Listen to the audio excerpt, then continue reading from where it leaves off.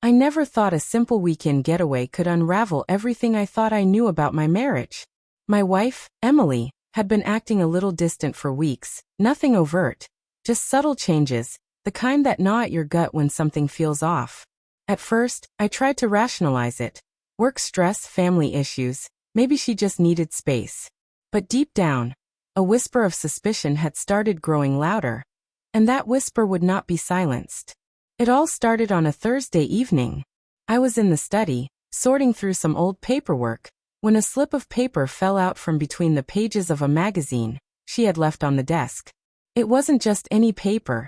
It was folded carefully, almost ceremoniously, and the handwriting was unmistakably hers. The envelope was addressed to someone named Ryan. My stomach dropped, and my hands trembled as I opened it. What I found inside made my world tilt. A love letter, passionate and intimate, written in a way I had never experienced with her. The words were deliberate, teasing, and frighteningly tender.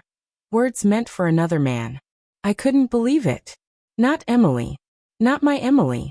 I've trusted her for 10 years, built a life with her, shared every small victory and failure. And here it was, all stripped away by a few lines of ink. My mind raced. Did she plan to hide this from me? Was this just a fling? Or had it been going on for months? I felt a burning need to know everything, to confront the truth without letting panic or anger cloud my actions. The next morning, I decided to follow her lead subtly. Emily said she was going on a girls' weekend, with her friends to a nearby resort. A trip I had insisted she take for her own peace of mind. She thought it was a simple getaway. She didn't know that I had already discovered her letters. I didn't confront her yet. I needed the evidence, the full story. I wanted to see how she behaved when she thought no one was watching, when she was free to be herself. From the moment she left, I started gathering everything, her phone patterns, messages, even the little things she left behind. Each clue built upon the last, painting a picture that was impossible to ignore. By the time Friday evening came around, I knew exactly what she had been hiding and who she had been seeing. The calmness I felt was a mask for the storm that was coming. I had planned every step, every word, every moment. And when she returned, expecting the familiar welcome, she would find herself in a completely different world. One where her secrets could no longer remain hidden. Emily returned late Saturday evening, her laughter echoing down the driveway as if nothing had changed. She expected me to greet her warmly, maybe ask about her trip, smile at the stories she would tell. But I stayed in the living room calm, a glass of water in my hand, pretending I hadn't noticed the faint scent of Ryan lingering on her jacket. She didn't see the storm behind my eyes, the calculation that had been running all weekend. As she unpacked, I casually mentioned a few interesting finds I had discovered while she was away. I didn't reveal everything, just hints, small observations, little pieces that would unsettle anyone who had secrets to hide. Her face shifted subtly at first, a flicker of unease, almost imperceptible. She smiled, tried to laugh it off, but I knew that mask. I had worn masks like hers for years in my line of work. I saw right through it. Dinner came, and the house felt suffocating. I served her favorite meal, the one I had prepared with care, knowing she would assume it was just a gesture of normalcy. Every bite she took was a reminder to me of what she had been withholding. The casual way she spoke about the trip, the excitement in her tone, it all clashed horribly with the betrayal I had uncovered. She was talking to me as if I were blind, deaf, and oblivious, but inside, my mind raced, plotting the revelation she would never forget. After clearing the table, I led her to the living room, our anniversary photo on the wall catching the dim light, a silent witness to years we had built together. I took out the letters, sliding them across the coffee table slowly, deliberately, making sure she saw them. Her eyes widened, and for a brief moment, silence filled the room like a physical weight. I let it linger. Let her panic simmer. The quiet before a storm is always the sharpest. And I had learned that every fear has its own distinct sound in a person's eyes. "You've been writing to him," I said softly, almost conversationally, as if we were discussing the weather. But the words hit harder than a shout. She swallowed, her lips trembling, eyes darting away.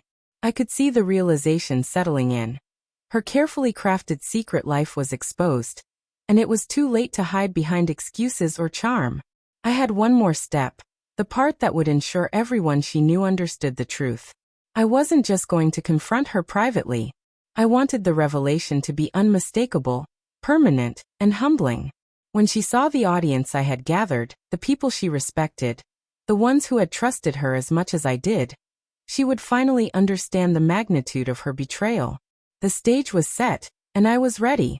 Sunday morning arrived, and I had arranged for a few close friends and family to stop by under the guise of brunch.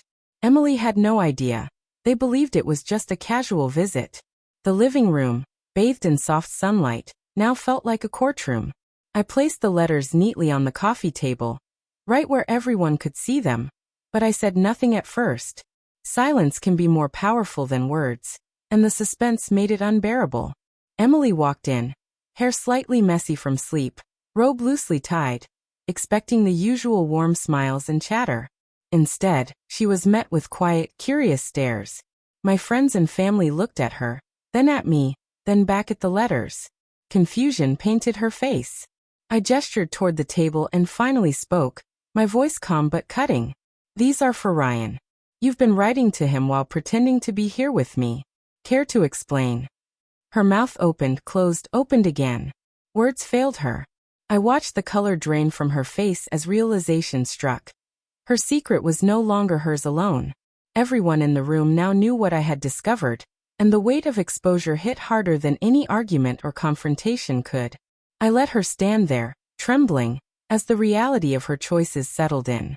Then came the murmurs, soft at first, growing louder. My friends, people who had trusted her like I did, were whispering, exchanging looks that conveyed disbelief, disappointment, and even a quiet anger.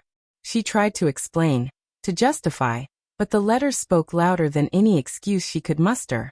Her carefully constructed double life was laid bare, and every word she had written to Ryan now echoed in the room. I didn't shout. I didn't demand apologies. I simply looked at her, the same Emily I had loved and trusted, now reduced to a shadow of that person.